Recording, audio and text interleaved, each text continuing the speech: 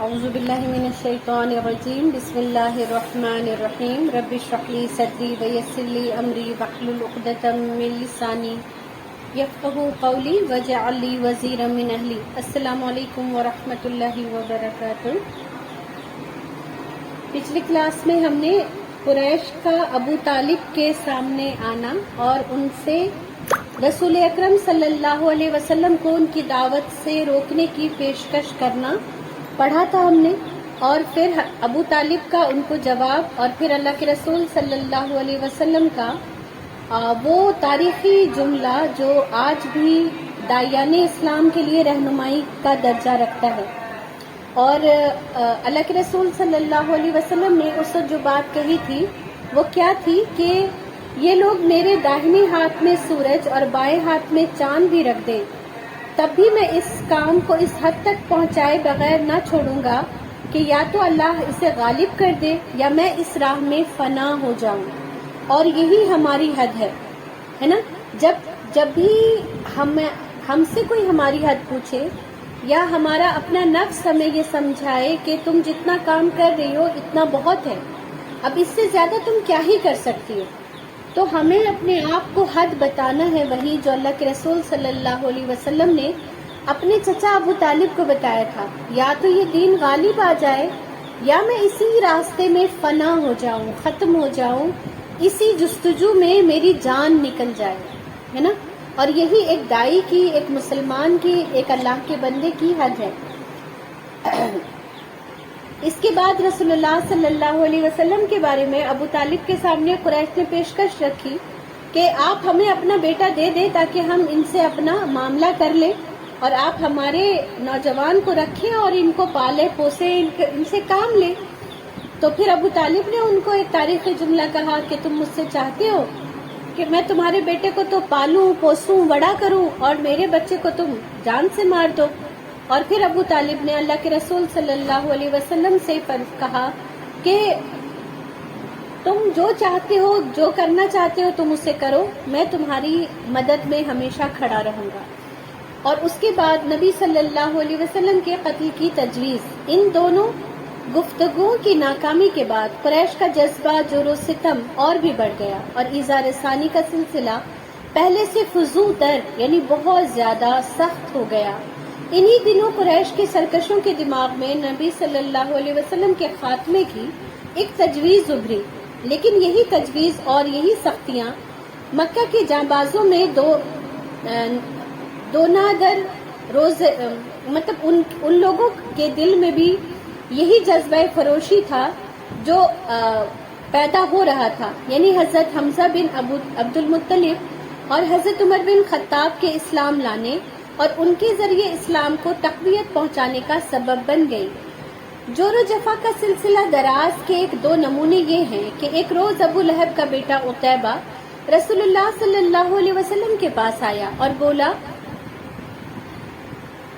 میں والنجم اذا ہوا وثم دنا فتدلى کے ساتھ کفر کرتا ہوں۔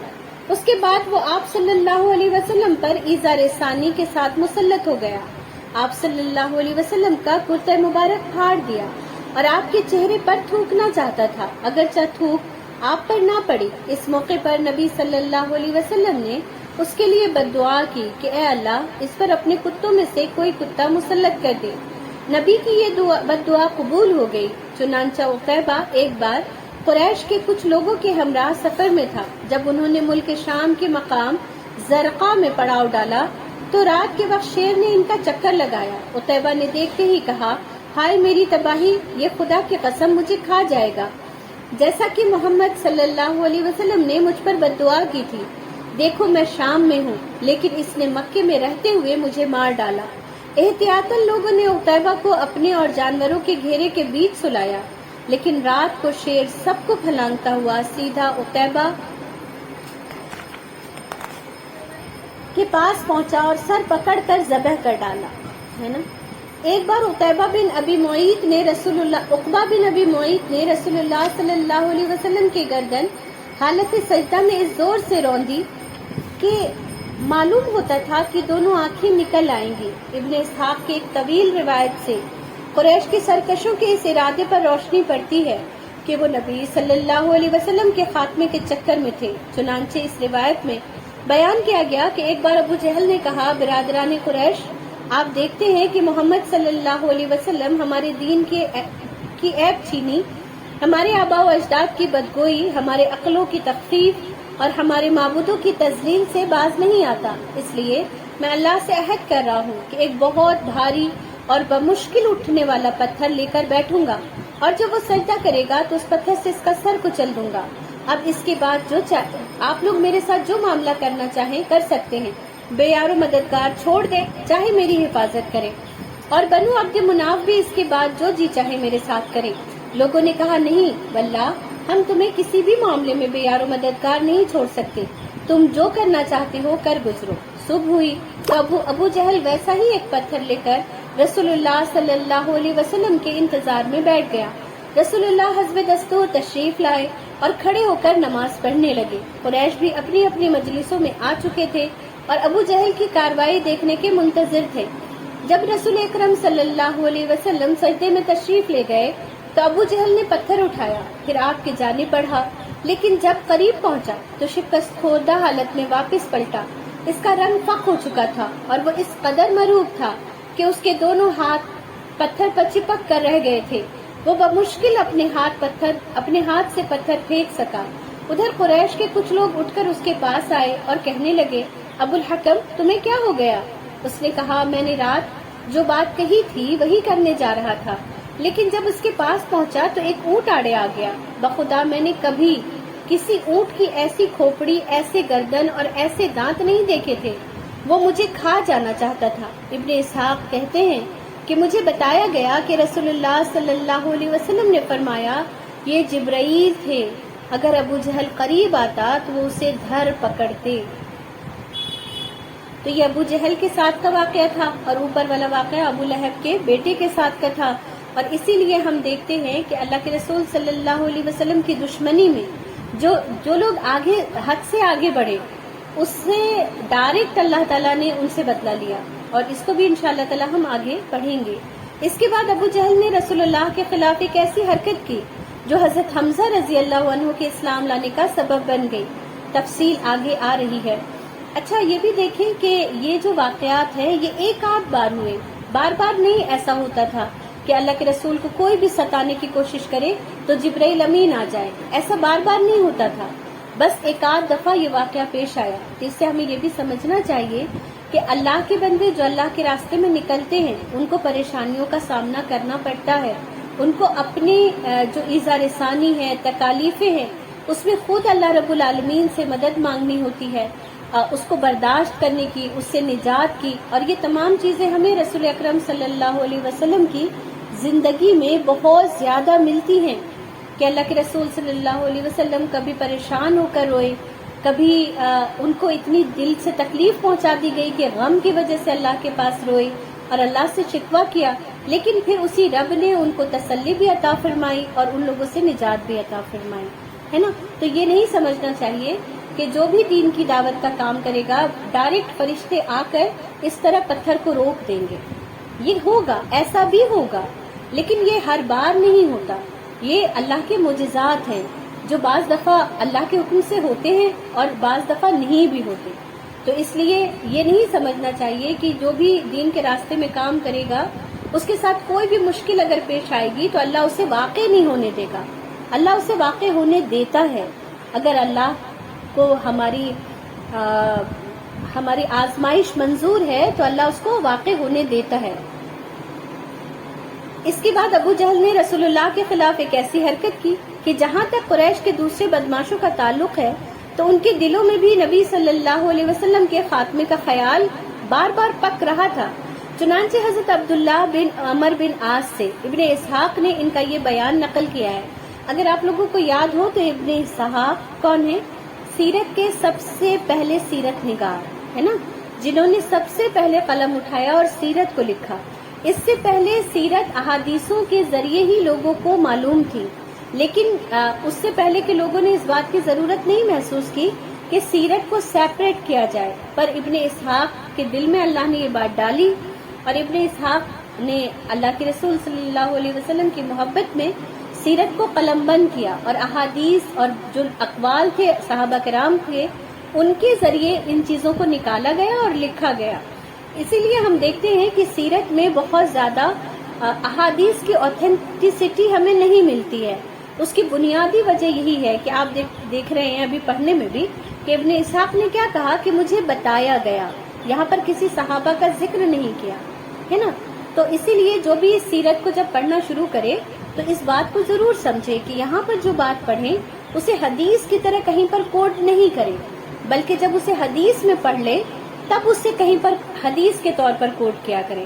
اگر کہیں پر کسی واقعے کو کوٹ بھی کر رہے ہیں تو کیسے کریں گے کہ ہم نے سیرت میں پڑھا ہے نا، حدیث میں پڑھا ہے، ایسے نہیں کوٹ کریں گے. یہ احتیاط بہت ضروری ہے. تو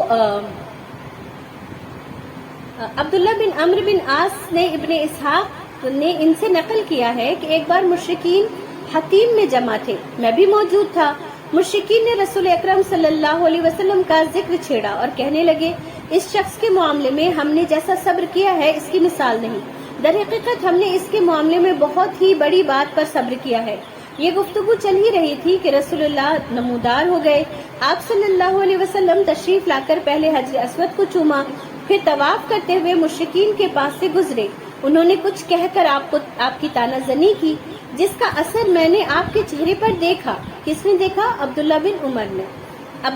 عمر نے ہے نا. جب دیکھیں آپ کے اسکرین پر ہے، جب یہ عین میم را واو کے ساتھ لکھا ہوا ہوتا ہے تو اسے امر پرناؤنس کرتے ہیں، اور اگر واو نہ ہو تو عمر بولتے ہیں نا. جو حضرت عمر رضی اللہ تعالیٰ عنہ ہیں ان کے بھی تو اسپیلنگ ایسی ہی ہوتی ہے، لیکن امر کب پڑھتے ہیں؟ جب بیچ میں واو ہوتا ہے.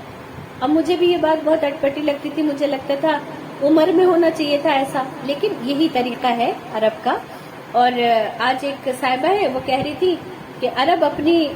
منمانی کرنے میں بھی بہت زیادہ تھے کہ ہم نے ایسے کہہ دیا اس کو تو اب ایسے ہی آپ کو مان لینا ہے، سمجھ لینا ہے. تو عمر بن عاص ایسے پڑھا جائے گا اس کو، ٹھیک ہے. تو انہوں نے دیکھا آپ کو کہ آپ کے چہرے پر اس کی تکلیف ہے. اس کے بعد جب دوبارہ آپ کا گزر ہوا تو مشرکین نے پھر اسی طرح کی لان تان کی. میں نے اس بار بھی آپ کے چہرے پر اس کا اثر دیکھا. اس کے بعد آپ تیسری مرتبہ گزرے تو مشرکین نے پھر آپ پر لان تان کی. اب کی بار آپ ٹھہر گئے اور فرمایا قریش کے لوگوں سن رہے ہو؟ اس ذات کی قسم جس کے ہاتھ میں میری جان ہے، میں تمہارے پاس تمہارے قتل گاہوں کا حکم لے کر آیا ہے نا. تو آپ صلی اللہ علیہ وسلم کے اس ارشاد نے لوگوں کو پکڑ لیا.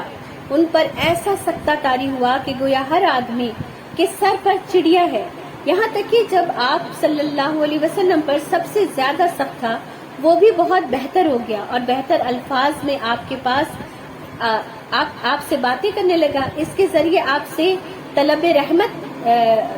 ہوتے ہوئے کہنے لگا کہ ابو القاسم واپس جائیے، خدا کی قسم آپ کبھی بھی نادان نہیں تھے ہے نا. اس سے پہلے جو لوگ آپ کو برا بھلا کہہ رہے تھے کہ ہم نے صبر کیا ہوا ہے، ورنہ یہ جیسی جیسی باتیں کرتا ہے اس کے ساتھ تو یہ اور یہ معاملہ کرنا چاہیے. اور اللہ کے رسول پریشان ہو رہے تھے، دکھی ہو رہے تھے، کیونکہ دیکھیں ہم جب جس کام میں ہمارا کوئی فائدہ نقصان نہیں ہوتا اور تب ہم کسی کے لیے نیکی اور بھلائی کے کام کر رہے ہوتے ہیں تو دل بڑا دکھتا ہے، کیونکہ ہمیں پتا ہوتا ہے نا اپنے اندر کا کہ میں تو کتنی صاف ہوں، پیور ہو کے اس کے لیے یہ کام کر رہی ہوں، لیکن اسے سمجھ ہی نہیں آ رہا کہ میرا کوئی فائدہ نہیں. لیکن اللہ رب العالمین ہماری اسی میں ٹریننگ کرنا چاہتے ہیں کہ تمہارا جو معاملہ ہے وہ اللہ کے ساتھ ہے، اللہ تمہیں بدلہ دے گا، اللہ تمہیں اجر دے گا ان تمام چیزوں کا. لیکن پھر بھی اللہ کے رسول صلی اللہ علیہ وسلم کے ذریعے ہمیں یہ بھی بتا دیا گیا کہ آپ کتنا بھی کہیں کہ مجھ پہ کوئی اثر نہیں ہوتا ان باتوں کا، لیکن اثر ہوتا ہے، جیسے کہ اللہ کے رسول پر ہو رہا تھا ہے نا صلی اللہ علیہ وسلم. اور پھر انہوں نے کیا کہا کہ میں تمہارے قتل کا حکم لے کر آیا ہوں، یعنی تم لوگ اگر اللہ کی بات نہیں مانو گے تو آگے چل کر جو معاملات ہونے ہیں اس میں اللہ کے نافرمان بندے ختم کر دیے جائیں گے. حالانکہ اللہ کے رسول صلی اللہ علیہ وسلم تو غیب کا علم نہیں رکھتے تھے، لیکن یہ غیب تو ہر مسلمان کو معلوم ہے کہ ایک آخرت کا دن ہے اور اللہ اس میں ہر معاملے کا حساب کتاب لے گا ہے نا. حالانکہ اللہ کے رسول صلی اللہ علیہ وسلم نے جو فرمایا تھا عین آپ کے الفاظ کے مطابق یہ ساری چیزیں صحیح ثابت ہوئی، سچی ثابت ہوئی. اور ان تمام لوگوں کی قبریں بدر میں لوگوں نے اپنی آنکھوں سے دیکھی ہے نا، لیکن اللہ کے رسول صلی اللہ علیہ وسلم کے کہنے کا مقصد آخرت تھا، پر اللہ نے اپنے نبی کی بات کو دنیا میں بھی پورا کرایا، سبحان اللہ۔ اور پھر انہوں نے جن الفاظ کے ذریعے آپ کو تسلی دی وہ کیا تھا؟ اب وہ محمد نہیں کہہ رہے تھے، اب وہ ابو القاسم کہہ رہے تھے، ہے نا، کیونکہ بچے کے ذریعے پکارا جانا یا بچے کا بیچ میں نام لے لینا لوگوں کے غصے کو، تکلیف کو کم کر دیتا ہے، اور ہمیں نہ کہیں یہ سمجھ آ جاتا ہے، جیسے ہمارے اپنے لڑائی جھگڑوں میں بھی لوگ بچوں کا نام لے لیتے ہیں، ارے اب تم باپ بن گئے ہو، ارے اب تم ماں بن گئی ہو، یعنی تمہارے اندر ایک احساس ذمہ داری ہونا چاہیے، یہ کہ تم فیوچر کو دیکھ سکو کہ ہم ہی لوگوں کے درمیان تمہیں رہنا ہے، اور یہ بھی کہ بچے کی بات ہر انسان کو اچھی لگتی ہے، تو انہوں نے پھر آپ کو آپ کی کنیت سے پکارا۔ ابو القاسم آپ کی کنیت تھی اور آپ کے بڑے بیٹے کا نام قاسم تھا، اس لیے آپ کی کنیت ابو القاسم تھی۔ اور پھر کیا فرمایا کہ خدا کی قسم تم تو کبھی بھی نادان نہیں تھے، ہے نا، اور خوبی وہی ہوتی ہے جس کا اعتراف دشمن بھی کرے، جس کا اعتراف ہم ہی کر رہے ہیں کہ میں بہت سمجھدار ہوں، میں تو معاملہ سمجھ لیتی ہوں، میں تو لوگوں کو کے چہرے دیکھ کے سمجھ جاتی ہوں، یہ ساری باتیں ہم اپنی زبان سے کہہ رہے ہوتے ہیں۔ خوبی تو وہ ہوتی ہے جو دوسرے کے سر چڑھ کر بولے، جیسے کہ اب اللہ کے رسول صلی اللہ علیہ وسلم کی خوبی ان کے سر چڑھ کر بول رہی تھی۔ دوسرے دن قریش پھر اسی طرح جمع ہو کر آپ کا ذکر کر رہے تھے، آپ صلی اللہ علیہ وسلم نمودار ہوئے، دیکھتے ہی سب اکٹھے ہو گئے، ایک طرف سے ایک آدمی، دوسری طرف سے دوسرا آپ پر پل پڑا اور آپ کو گھیر لیا۔ پھر میں نے ایک آدمی کو دیکھا کہ اس نے گلے کے پاس سے آپ صلی اللہ علیہ وسلم کی چادر پکڑ لی اور بل دینے لگا۔ ابو بکر رضی اللہ عنہ آپ صلی اللہ علیہ وسلم کے بچاؤ میں لگ گئے، وہ روتے جاتے تھے اور کہتے جاتے تھے، تقتلون رجلا ان یقول ربی اللہ، تم لوگ ایک آدمی کو اس لیے قتل کر رہے ہو کہ وہ کہتا ہے میرا رب اللہ ہے۔ اس کے بعد وہ لوگ آپ صلی اللہ علیہ وسلم کو چھوڑ کر پلٹ گئے۔ عبداللہ بن عمرو بن عاص کہتے ہیں کہ یہ سب سے سخت اظہار ثانی تھی جو میں نے قریش کو کرتے ہوئے دیکھا۔ صحیح بخاری میں حضرت عمرو بن زبیر سے نے اس کا بیان مروی ہے کہ میں نے عبداللہ بن عمرو بن عاص سے سوال کیا، مشرکین نے نبی صلی اللہ علیہ وسلم کے ساتھ جو سب سے سخت ترین بدسلوکی کی، آپ مجھے اس کی تفصیل بتائیں۔ انہوں نے کہا، نبی اکرم صلی اللہ علیہ وسلم خانہ کعبہ کے پاس حتیم میں نماز پڑھ رہے تھے کہ عقبہ بن ابی معیط آ گیا۔ اس نے آتے ہی اپنا کپڑا آپ کی گردن میں ڈال کر نہایت سختی کے ساتھ آپ صلی اللہ علیہ وسلم کا گلا گھونٹا۔ اتنے میں ابو بکر آ پہنچے اور انہوں نے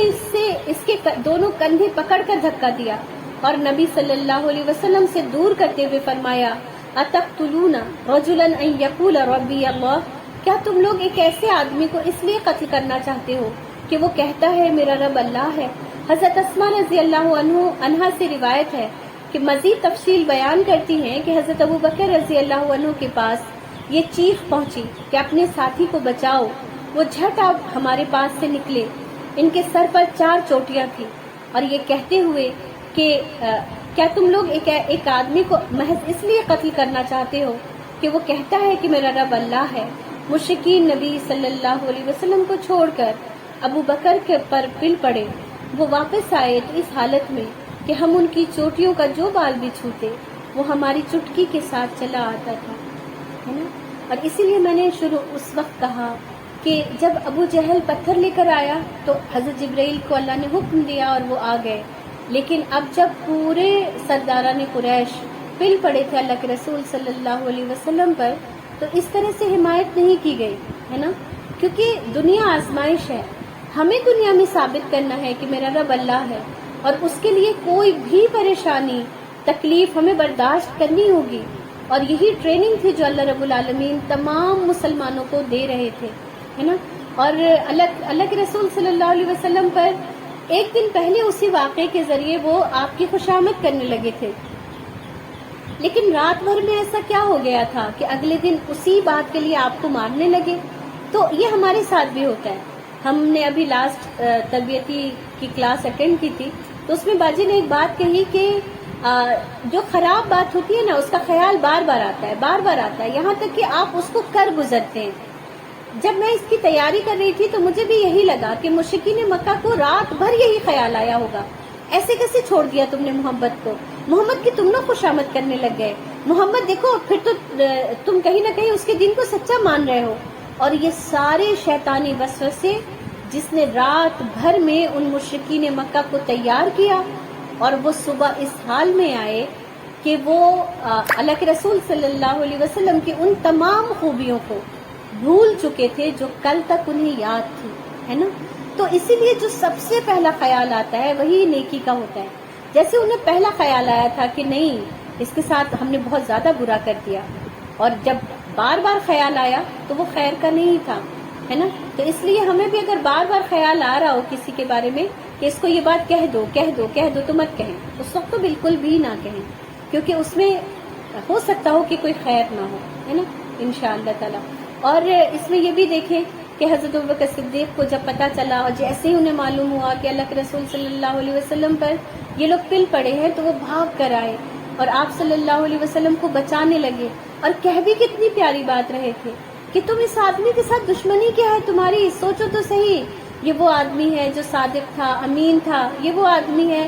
جس سے تم اپنے جھگڑے نپٹایا کرتے تھے، یہ وہ آدمی ہے جس کو تم باکردار سمجھتے ہو، اور اس سے دشمنی کس بنیاد پر کر رہے ہو کہ یہ کہتا ہے کہ اللہ تمہارا رب ہے نا۔ تو ہمارے لیے بھی اس میں بہت بڑی نصیحت ہے کہ ہمیں جب کوئی قرآن کی طرف بلاتا ہے، سیرت کی طرف بلاتا ہے، یا اس کی روشنی میں ہمیں کوئی فیصلہ لینے کو کہتا ہے تو ہمیں برا لگ جاتا ہے، ہم اسے دنیا جہان کی مثالیں بیان کرنا شروع کر دیتے ہیں، ہم اسے اپنا مخالف سمجھنے لگتے ہیں، ہم اس سے دشمنی کرنے لگتے ہیں، حالانکہ وہ جو بات کہہ رہا ہوتا ہے وہ تو اللہ اور اللہ کے رسول کا حکم ہوتا ہے، وہ اپنی مرضی سے تو نہیں کہہ رہا ہوتا۔ تو مجھے اور آپ کو بھی اگر کوئی اللہ اور اللہ کے رسول کے حکم کے مطابق نصیحت کرے تو اللہ کے واسطے انشاءاللہ تعالی ہم تھوڑا رکیں گے اور اس پر غور کر لیں گے کہ کیا اللہ اس کے ذریعے مجھے تو کوئی حق نہیں پہنچانا چاہ رہا، کیونکہ ضروری نہیں کہ ہر بار حق ہماری زبان سے آئے، کسی اور کی زبان سے بھی حق ہم تک آ سکتا ہے نا۔ اس کے دروازے ہمیں ہمیشہ کھول کر رکھنے چاہیے انشاءاللہ تعالی۔ اور یہ میں نہیں کہتی کہ ہر ایک کی بات مان لیا کریں، پر لیکن دل کے دروازے ہدایت کے لیے ہمیشہ کھلے رکھیں کہ کبھی بھی کوئی بات کدھر سے بھی آئے گی تو ہمارے پاس پیمانہ ہے نا، اللہ اور اللہ کا رسول، اس پیمانے پہ ٹیسٹ کر لیں گے، اور اگر ٹیسٹ میں وہ پورا اترا تو آمنا و صدقنا، یہی تو ثابت کرنا ہے ہمیں کہ میرا من کچھ اور کرنے کو کر رہا تھا پروردگار، پر جب آپ کا حکم آ گیا تو میں نے سر تسلیم خم کر دیا۔ اللہ تعالی ہم سب کو عمل کی توفیق عطا فرمائے، بولنے سے زیادہ عمل کرنے والا بنا دے، اور انشاءاللہ تعالی اس کی ڈیٹیل ہم اگلی کلاس میں کریں گے، کیونکہ دوسری کتابوں میں اس کو کافی ڈیٹیل سے بیان کیا گیا ہے، تو انشاءاللہ تعالی ہم اس کو ضرور دیکھیں گے۔ سبحانک اللہم و بحمدک، نشہد ان لا الہ الا انت، نستغفرک و نتوب الیک۔ سبحان ربک رب العزت عما یصفون، وسلام علی المرسلین، والحمد للہ رب العالمین، آمین۔ السلام علیکم ورحمۃ اللہ وبرکاتہ۔